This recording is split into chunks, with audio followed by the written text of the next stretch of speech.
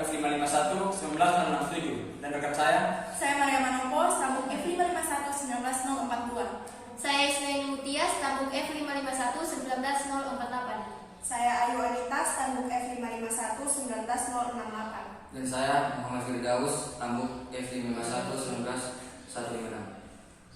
ya, jadi singkat akan menjelaskan beberapa materi yang telah diberikan. Ya, assalamualaikum warahmatullahi wabarakatuh. Jadi di sini saya akan menjelaskan tentang alamat soket. Jadi soket adalah titik komunikasi dari lalu lintas komunikasi antar proses di dalam sebuah jaringan komputer. Hampir semua komunikasi antar komputer sekarang berdasarkan protokol internet. Oleh karena itu, hampir semua soket di jaringan komputer adalah soket internet. Sebuah alamat soket terdiri dari kombinasi sebuah alamat IP dan sebuah nomor port. Mirip seperti sebuah koneksi telepon yang memiliki nomor telepon dan nomor ekstensinya. Berdasarkan alamat ini, soket internet mengirim paket data yang masuk ke sebuah proses atau thread aplikasi tujuan. Program alamat address. Kode program alamat soket. Jadi dari baris ke-6 sampai baris ke-33 itu merupakan proses untuk mencari info host, alamat, atau alias untuk argumen nama host, dan untuk mencetak ke konsol. Nah, sedangkan pada baris ke-37 sampai 46 itu merupakan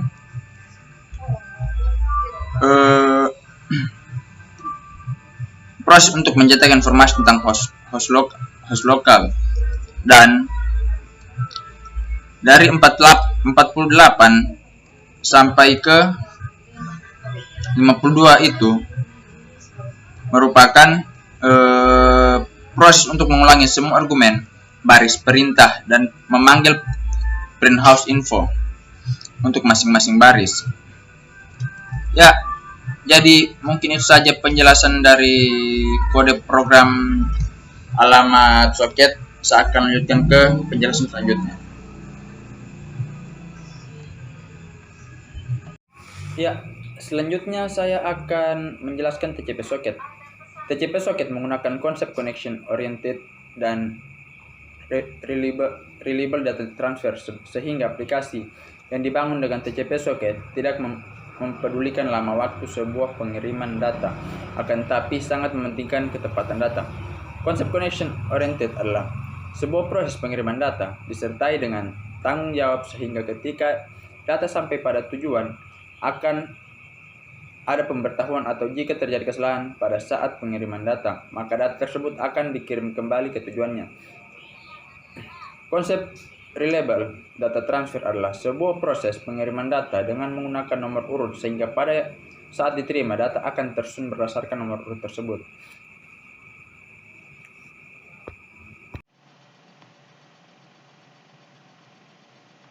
Oke, assalamualaikum warahmatullahi wabarakatuh. Nama saya Isnaini Mutia, stambuk F551 19048. Di sini saya akan melanjutkan penjelasan dari halaman 18 sampai halaman 27. Nah, pada halaman 18 sampai 27 ini terdapat dua codingan atau dua program yang akan saya jelaskan secara langsung. Oke, yang pertama program pada halaman 18 sampai 19. Jadi ini ada using system untuk string, integer, dan console argument expression. Dan using system text di sini untuk coding. Dan di sini sistem I/O untuk I/O exception. Dan di sini ada untuk network stream dan socket expression. Oke, lanjut dengan kelas. Di sini yang dipakai adalah TCP Echo Client dan static point main string atau argument. Di sini langsung saja kita ke line 10. Di sini coding ini if arg length kurang dari 2 atau arg lebih dari 3. Di sini gunanya untuk menguji argumen. Nah, di Di sini menguji argumen apabila benar dan tidak. Argumen yang benar atau tidak. Enggak. Argumen yang benar saja. Menguji dia di sini, dan di sini ada pada line 14, sini string server arch 0, di sini adalah nama server atau IP address, alamat IP, kita tahu. Terus pada halaman 17, convert input string to bits. Oke, untuk mengubah string input menjadi bit, ini adalah pada halaman 17, dan use pada halaman 17, dan pada halaman 19, pada halaman 20, berguna untuk argumen port jika tersedia, jika tidak default ke 7.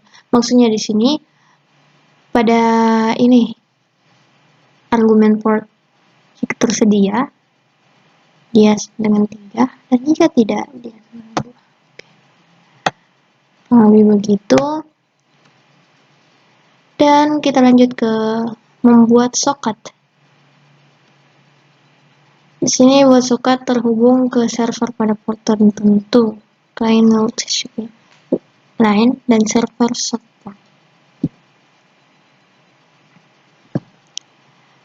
Kita lanjut ke sending server. Oke, di sini pada line ke-33 sini kegunaannya adalah mengirim string yang disandikan ke server. Jadi ini kegunaan ini adalah mengirim string yang disandikan ke server. Oke, ini adalah total bit selama sejauh ini, sejauh yang dari atas, atau yang semua bit yang ada di atas. Oke, yang selanjutnya adalah ini bit yang diterima dalam pembacaan terakhir. Ini di sini pakai integer bit received. Oke, dan selanjutnya di sini untuk menerima string yang sama kembali dari server. Dan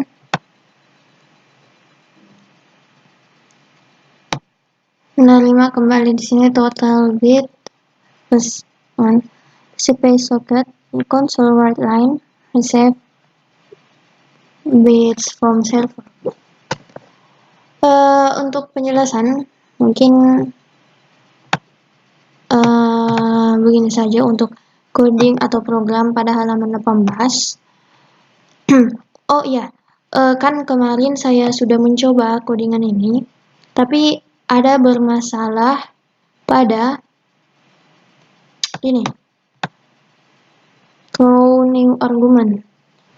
Saya menjalankan dan saya running, tapi tidak ada hasilnya dan katanya bermasalah di sini.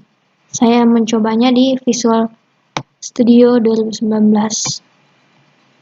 Bermasalahnya di sini ya. Oke, mungkin itu saja untuk penjelasan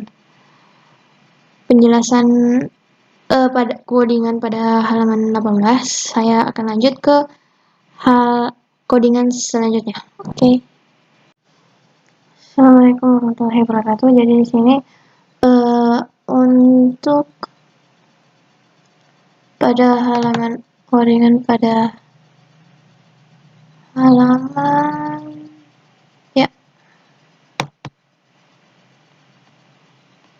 halaman 24 ya. Halaman 24 25.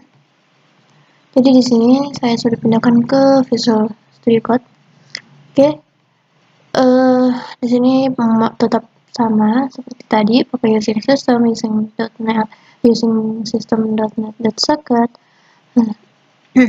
Jadi seperti itu. Oke, untuk kelasnya dia pakai TCP Echo Server dan provide const integer bersize. Di sini buff size-nya 32. Di sini adalah size of receive buffer. Maksudnya besarnya dari buff. Oke. Di sini static void main string.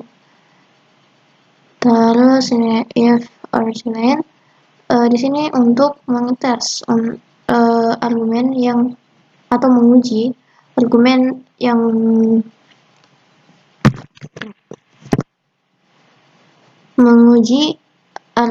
yang betul atau ya. Oke, lanjut saja. New argument exhibition parameter ports dan integer server arch length integer percentage. Oke, sini memakai TCP listener. Di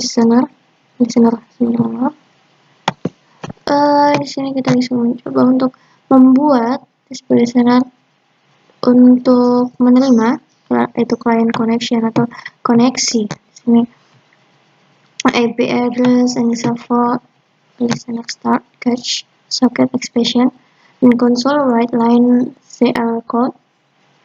Nah, di sini oke. Si message environment dot exit CL code. Nah, di sini lanjut ke line 26 ya. Oke. Bit receive buffer. Oke, new bit buff size. Lanjut di sini for extensive for untuk running for accepting and servicing connection. Maksudnya untuk menjalankan selalu bila ada penerima dan memperbaiki koneksi. Di sini TCP client terminal. Oke. Network stream and net stream TCP socket. Dan di sini try client listener dot accept TCP client. Di sini untuk mendapatkan koneksi client. Net stream dan client dot get stream. Console write handling client. Receive on client close connection indicated by zero return value. Integer total by bits equal di sini 0 to 0 or 0. Well, bits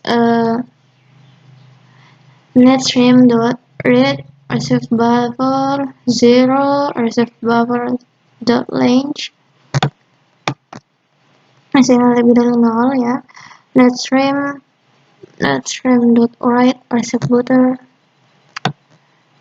Dan yang lain ke 45 console line equal total by bit equal close the stream and socket we are done.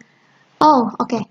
Jadi di sini pakai net stream dot close dan client dot close cache exception console line net stream. Oke, jadi di sini saya sudah juga mencoba kemarin dulu ya, sebelum Visual Studio saya error di laptop ini. Jadi saya di sini mencobanya memakai Visual Studio Code, walaupun hanya menjelaskan, tapi saya sempat running kemarin di Visual Studio jadi ini tidak ada isinya juga untuk coding yang ini, sama seperti yang pertama, dia ada bermasalah pada ini. Kan di sini kita disuruh mencoba dan saya mendapatnya tidak ada perubahan. Dia bermasalah di bagian atas, dan pada saat kemarin dulu juga sebelum saya mau video Visual Studio saya error untuk di laptop ini, memang sudah tidak bisa menampung. Saya akan mencobanya lagi pada pertemuan berikutnya untuk menginstal Visual Studio. Untuk saat ini saya hanya difasilitasi memakai Visual Studio Code. Mungkin begitu saja untuk penjelasan pada Halaman 18 sampai 27 ini codingan pada halaman 24. Apabila ada kesalahan kata, mohon dimaafkan dan sekian, terima kasih. Wassalamualaikum warahmatullahi wabarakatuh. Assalamualaikum warahmatullahi wabarakatuh. Saya Ayu Anita, Standbook F551-19068. Di sini saya akan menjelaskan tentang UDP Sockets. UDP menyediakan layanan end-to-end yang berbeda dari TCP. Faktanya, UDP hanya melakukan dua fungsi. Yang pertama, menambahkan lapisan pengalamatan atau port lain ke IP, dan yang kedua, mendeteksi kerusakan data yang mungkin terjadi saat transit dan membuang pesan yang rusak. Kemudian, perbedaan lain antara suket UDP dan suket TCP, yaitu cara mereka menangani batas pesan. Kemudian, saya akan menjelaskan UDP client. UDP dimulai dengan mengirimkan datagram ke server yang secara pasif menunggu untuk dihubungi. Klien UDP biasanya melalui 3 langkah. Yang pertama, membuat intens UDP client secara opsional, menentukan alamat dan port lokal. Yang kedua, berkomunikasi dengan mengirim dan menerima datagram atau array bit menggunakan metode send dan receive dari UDP client. Kemudian ketiga, setelah selesai, batalkan alokasi sockets menggunakan metode close dari UDP client. Kemudian saya akan menjelaskan codingan dari UDP client. Yang pertama, setup aplikasi dan parameter parsing dari baris 10 sampai baris 20. Mengubah argumen menjadi bit dari baris 19 sampai 20. Kemudian pembuatan soket UDP dari baris 22 sampai 23. Intens UDP client ini dapat mengirim datagram ke soket UDP manapun. Host dan port tujuan dapat disetel di konstruktor dalam panggilan connect atau langsung dipanggil send. Dalam hal ini, mengaturnya dalam panggilan send dan menentukan nama host akan diubah melalui alamat IP. Kemudian mengirim datagram dan menerima respon terdapat pada baris 25 sampai 41. 25 sampai 41. Mengirim datagram dari baris 27 sampai 28. Di situ merupakan panggilan send, mengambil array bit, datagram, dan jumlah bit untuk dikirim sebagai argumen. Send juga dapat menggunakan argumen opsional yang menentukan alamat dan port tujuan, baik secara nama host, string, atau IP dan port integer, atau sebagai intens IP endpoint. Jika argumen tujuan dihilangkan, argumen tersebut harus ditentukan dalam konstruktor UDP client atau panggilan connect. Jika tidak menyertakan argumen tujuan dalam konstruktor atau connect, dapat melakukan panggilan berikutnya ke send dengan tujuan berbeda. Namun, jika menentukan argumen tujuan dalam konstruktor atau connect, maka tidak dapat mengganti tujuan di send. Dan hasilnya akan invalid operation exception. Oke, selanjutnya codingan pada membuat titik akhir IP jarak jauh untuk menerima. Pada baris 32 sampai 34.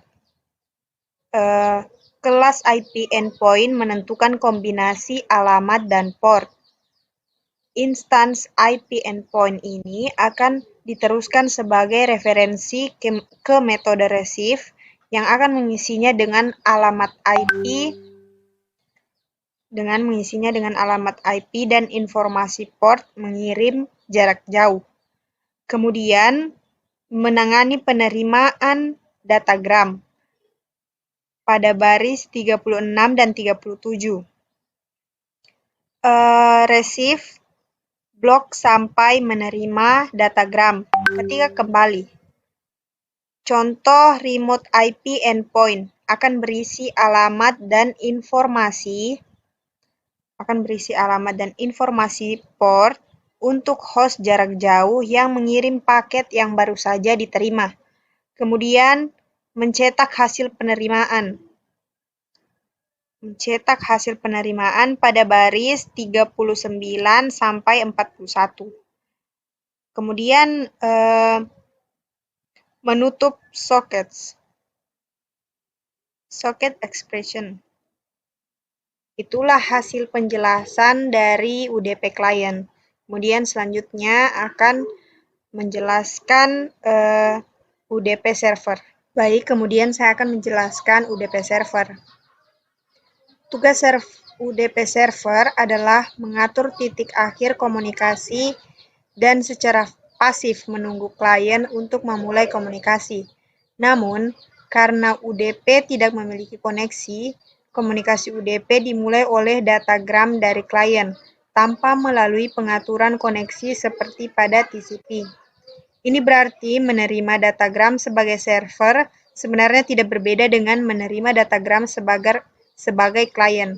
Akibatnya, sebagai ganti kelas terpisah untuk klien dan server UDP, kelas UDP klien digunakan untuk mengimplementasikan server serta klien. Server UDP biasanya melalui 4 langkah. Yang pertama, membuat instance UDP klien dengan menentukan port lokal. Server sekarang siap menerima datagram dari klien manapun. Yang kedua, menerima paket menggunakan metode reserve dari UDP klien. Kemudian metode reserve mengambil referensi ke instance IP endpoint sebagai argumen. Dan saat panggilan mengembalikan IP endpoint berisi alamat klien, sehingga ditahu kemana harus mengirim balasan. Ketiga, berkomunikasi dengan mengirim dan menerima paket datagram menggunakan metode send dan reserve dari UDP klien. Yang keempat, setelah selesai, batalkan alokasi sockets menggunakan metode close dari UDP klien. Selanjutnya, saya akan menjelaskan codingan dari UDP server.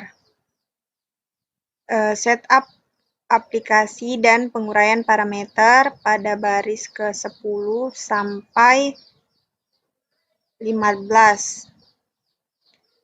UDP Echo Server menggunakan satu parameter opsional. Port lokal dari socket server, port default yang digunakan adalah 7. Kemudian membuat instance UDP client dari baris 17 sampai dengan 22. Tidak seperti program klien UDP lain, server UDP harus secara eksplisit menetapkan port lokalnya ke nomor yang diketahui oleh klien. Jika tidak, klien tidak akan mengetahui port tujuan untuk datagram permintaan echo-nya.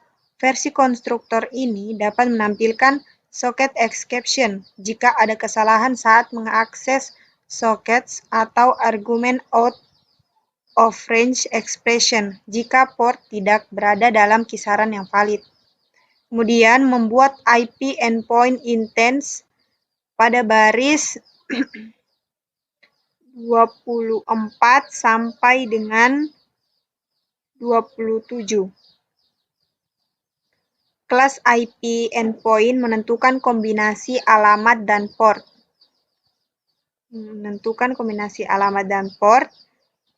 Instan IP endpoint ini akan diteruskan sebagai referensi ke metode receive yang akan mengisinya dengan alamat IP dan informasi port pengirim jarak jauh. Kemudian selanjutnya secara berulang menangani datagram permintaan gema dari baris 30 sampai 40. Server UDP menggunakan satu UDP client dan karenanya satu soket yang mendasari untuk semua komunikasi. Tidak seperti server TCP yang membuat soket baru dengan setiap TCP client atau soket yang berhasil menerima permintaan echo pada baris 31. Yaitu metode receive dari UDP client memblokir hingga datagram diterima dari klien, kecuali jika batas waktu ditetapkan. Tidak ada koneksi, jadi setiap datagram mungkin dari pengirim yang berbeda. Kemudian mengirim balasan gema pada baris 35. Bit buffer sudah berisi string gema dan remote IP endpoint sudah berisi alamat dan port tujuan balasan gema, sehingga metode send dari UDP client dapat dengan mudah mengirimkan datagram yang diterima sebelumnya. Itulah penjelasan dari UDP server. Mohon maaf apabila ada salah kata. Assalamualaikum warahmatullahi wabarakatuh. Bismillahirrahmanirrahim. Assalamualaikum warahmatullahi wabarakatuh. Perkenalkan, nama saya Muhammad Firdaus, Tambuk F551 19156. Baik, langsung saja. Di sini akan saya menjelaskan tentang Net Socket Det. Net Framework menyediakan kelas socket yang merupakan pembungkus di sekitar implementasi WinSock, karena Tablet, Tablister, dan WebClat semuanya menggunakan kelas socket untuk implementasi mereka sendiri. Socket berisi semua fungsi dari kelas-kelas itu. Ditambah banyak lagi. Antarmuka socket adalah API generik yang benar-benar mencakup lebih dari sekedar IP, dan karenanya menjelajahi semua fungsi yang disediakannya berada di luar lingkup buku ini. Di bagian ini kami memperkenalkan penggunaannya untuk TCP dan UDP dan berjalan melalui beberapa kasus umum di mana Anda mungkin menggunakannya.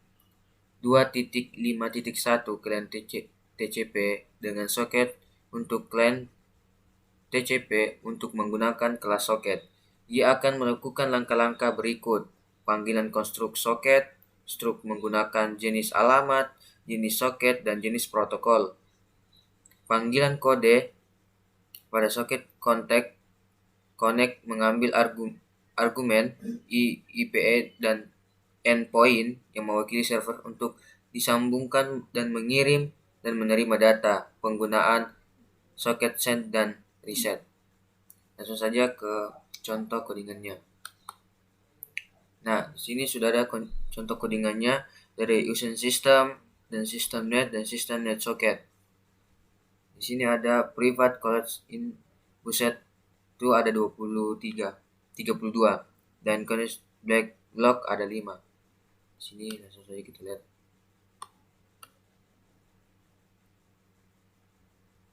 Ini adalah contoh dari codingan soketnya yang tadi dijelaskan di atas.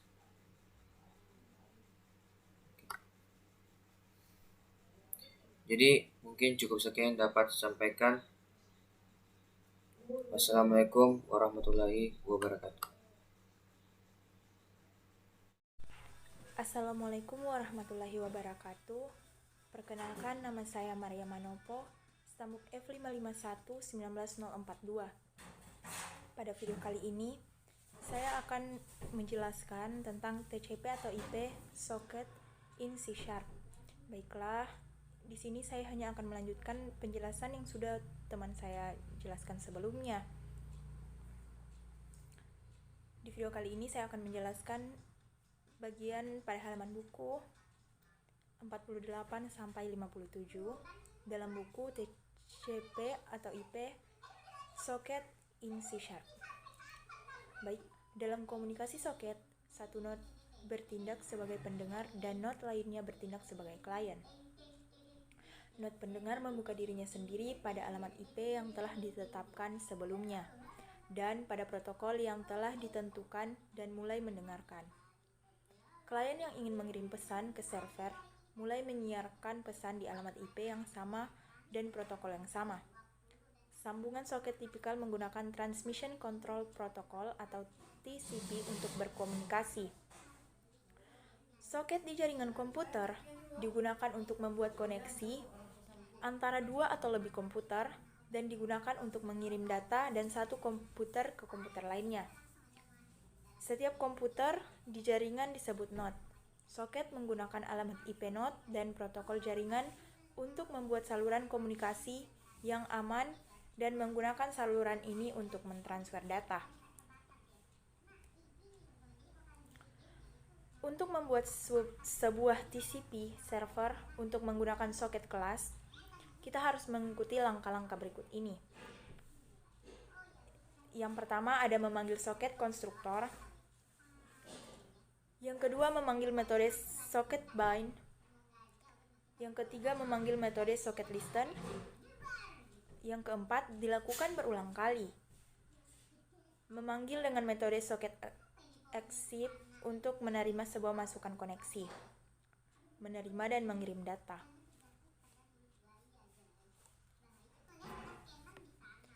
Tutup client socket dan tutup server socket.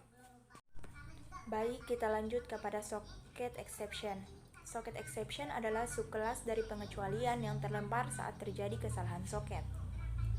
Properti yang dipilih yaitu public override integer, error code. Error code properti berisi nomor kesalahan dari kesalahan yang telah terjadi. Ini sangat berguna dikarenakan socket exception dapat dilemparkan karena berbagai alasan. Seringkali perlu membedakan situasi mana yang telah terjadi untuk menanganinya dengan benar. Nomor kesalahan sesuai dengan kode kesalahan yang mendasari. Lanjut pada string virtual public. String virtual public berisi deskripsi teks yang dapat dibaca manusia tentang kesalahan yang telah terjadi. Lanjut kepada TCP listener class. TCP listener class menyediakan panggilan terima alternatif untuk memberi Anda akses ke informasi klien. Metode accept socket dari TCP listener bekerja secara identik dengan accept TCP client. Metode pengecualian yang mengembalikan klien stop kontak misalnya. Klien TCP sebagai klien contoh. Setelah mendapatkan klien stop kontak, alamat IP dan port koneksi jarak jauh tersedia melalui remote endpoint property. Stop kontak kemudian digunakan seperti yang telah kita lihat di stop kontak. Stop kontak tidak menggunakan kelas aliran tetapi menggunakan socket send dan menerima. Metode untuk mentransfer array byte. TCP listener accept socket metode disebut sebagai ganti accept TCP client. Remote endpoint milik klien stop kontak mengembalikan sebuah instance dari sebuah endpoint berisi alamat klien. Digunakan dalam menulis panggilan, diubah menjadi representasi string dari alamat IP dan port.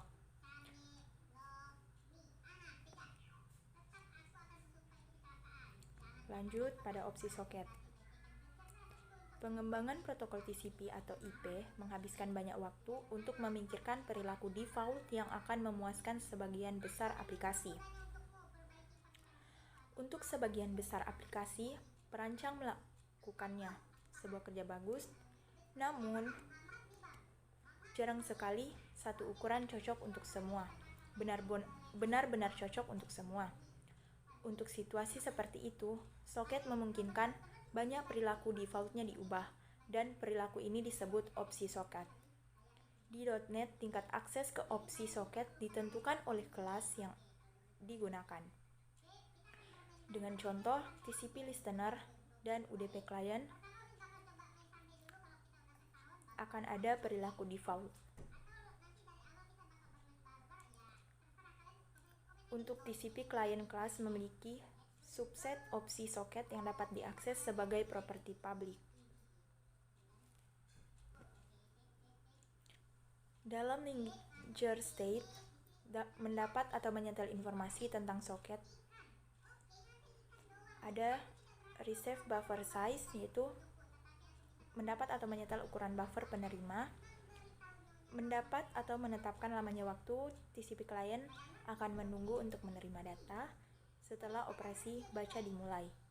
Send buffer size, mendapat atau menyetel ukuran buffer pengiriman. Send timeout, mendapat atau menetapkan lamanya waktu, TCP client akan menunggu pengiriman operasi untuk disediakan dengan sukses. Untuk mengakses semua opsi soket yang tersedia, diperlukan menggunakan stop kontak kelas. Stop kontak metode kelas getSocketOption dan setSocketOption menyediakan kemampuan dapatkan dan setel untuk opsi tersebut. Metode ini kelebihannya untuk mengakomodasi tipe data dari opsi yang berbeda. Akan tetapi dalam semua kasus, metode ini menggunakan nama opsi soket dan level opsi soket. Nama opsi soket adalah nama opsi untuk mendapatkan atau menyetel, dan nilai validnya disediakan di kelas enumerasi socket option name.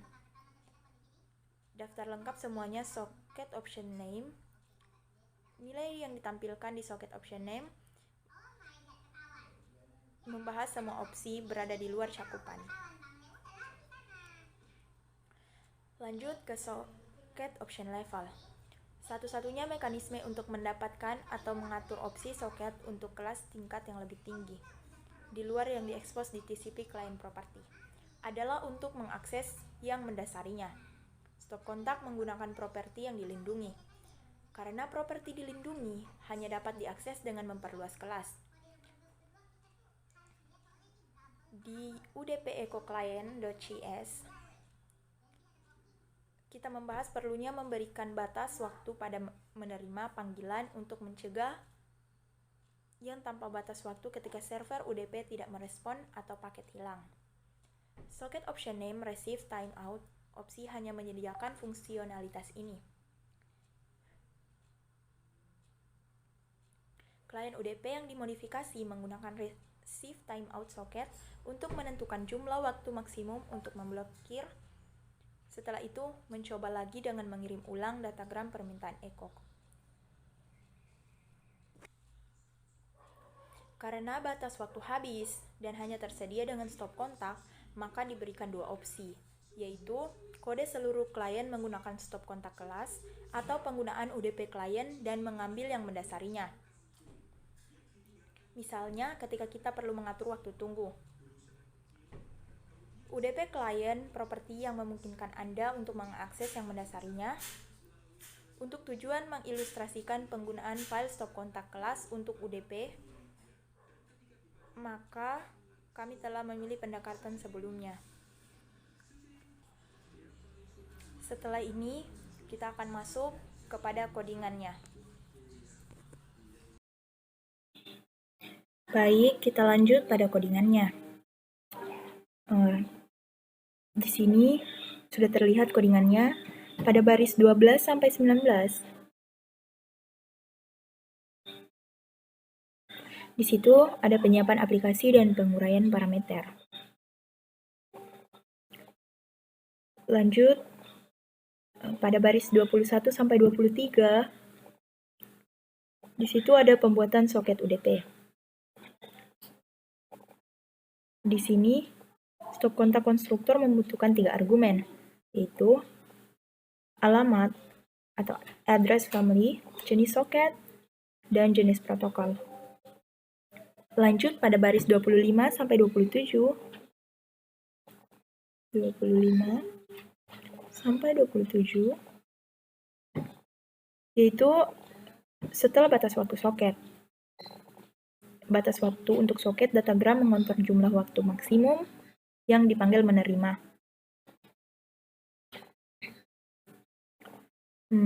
Pada baris 29 sampai 31, di situ membuat struktur alamat tujuan. Struktur data argumen tujuan adalah turunan dari kelas endpoint. Lanjut pada baris 33 sampai 34, yaitu membuat datagram untuk dikirim. Di sini mengubah argumen menjadi array byte.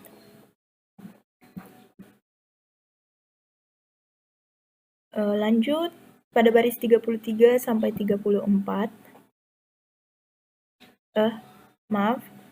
pada baris ke-35, yaitu buat datagram untuk menerima.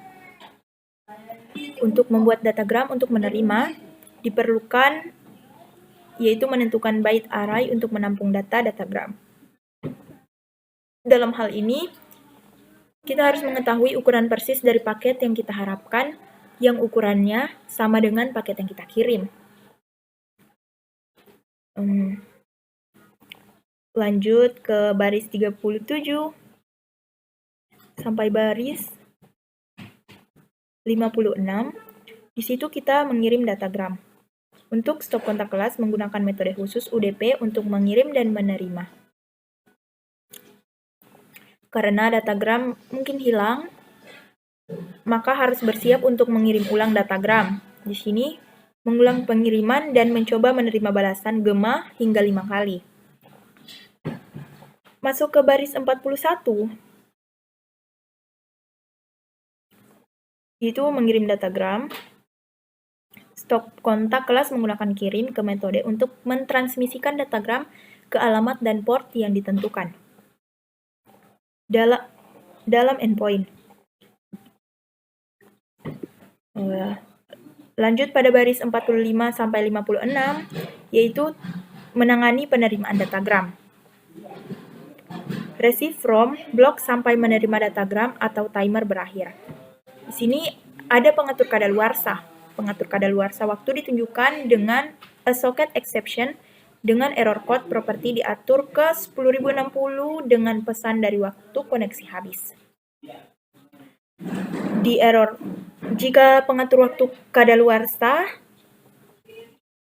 maka akan menambah jumlah upaya pengiriman dan memulai kembali. Setelah jumlah percobaan maksimum, loop sementara keluar tanpa menerima datagram. Jika menerima berhasil, maka kita menyetel flag loop except response ke true, menyebabkan loop keluar. Pada baris ke-58 sampai baris 63, itu hasil penerimaan cetak.